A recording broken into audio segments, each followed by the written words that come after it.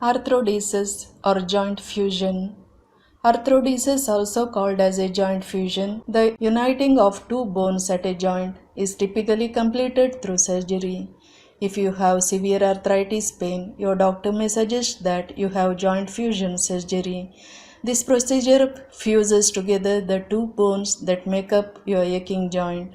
Arthrodesis is also known as Syndesis or artificial ankylosis.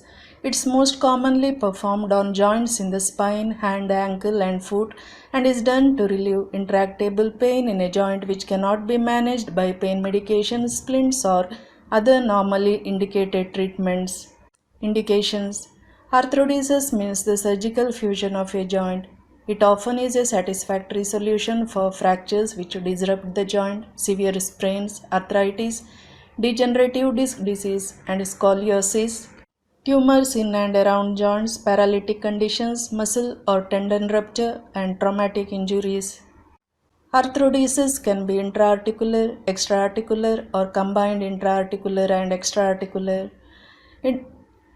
Extraarticular techniques are especially useful in treating children, and intraarticular techniques permit greater correction of deformity. If pain cannot be managed through other treatments, arthrodesis may be a viable solution. However, doctors often consider it to be a last resort treatment to be applied only after other options have been exhausted.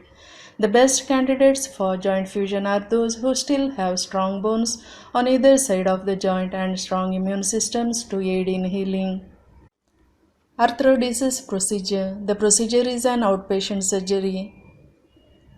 Depending on the type of joint fusion surgery you need, your doctor may choose to give you general anesthesia or local anesthesia. There are several ways that arthrodesis is performed, and the method selected depends on various factors such as the patient's overall health, the surgeon's opinion concerning which method is best, and the condition of the specific joint where the trauma was sustained. Once you have had anesthesia, your doctor will make an incision around the joint and remove all cartilage in the joint so that the bones are touching directly. The joint will then be held in place with metal hardware. This allows the bones to heal and fuse together to create an immovable joint. The procedure is completed through the assistance of a bone graft. A bone graft should be placed into the spaces between the bones to promote fusion. There are two main types of bone graft. A bone graft can be created between the two bones using a bone from elsewhere in the person's body or using donor bone from a bone bank. Bone allograft has the advantage of being available in far larger quantities than autograft. Sometimes synthetic bone substitutes are used. Metal implants can be attached to the two bones to hold them together in a position which favors bone growth. A combination of the above methods is also commonly employed to facilitate bone fusion. At the completion of the surgery, your surgeon will close your incisions with sutures or staples.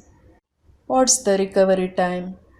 Limb function after arthrodesis surgery is primarily dependent on which joint is fused. Recovery time can take anywhere from a period of several weeks to as long as 12 months.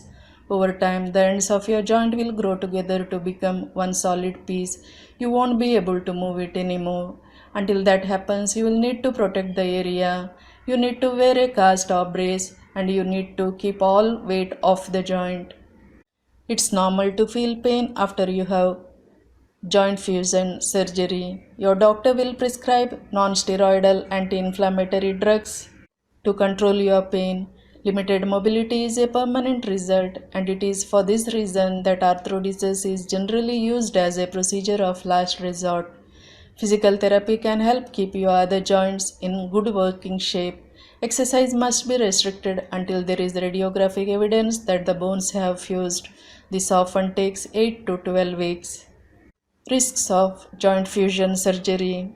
Arthrodesis is generally considered as a safe procedure and complications are rare. Risks include breakage of metal implants, painful scar tissue, arthritis in nearby joints, infection, bleeding, blood clots, nerve damage. Implant failure may necessitate further surgery. continuing pain at the bone fusion site after surgery, and smokers are at risk for a condition called pseudoarthrosis. This means that not enough bone is able to form for the joint to fully fuse. If so, you may end up needing a second surgery. Risk factors such as diabetes, smoking, steroid use, any immunocompromised condition can increase the risk of complications like infection or a non-union. Joint fusion surgery may not be right for you if you have a health issue like poor bone quality, an infection, narrowed arteries, neurological problem, if any, that restrict bone healing. The risks and possible negative outcomes of joint fusion surgery vary significantly from one patient to the next depending on a variety of factors. These include the person's overall health status, his or her age, and the type of procedure the surgeon plans to perform. However, the orthopedic surgeon will discuss each individual's risks and benefits on a case by case basis. In those patients where arthrodesis is indicated, the vast majority benefit from surgery. Thank you.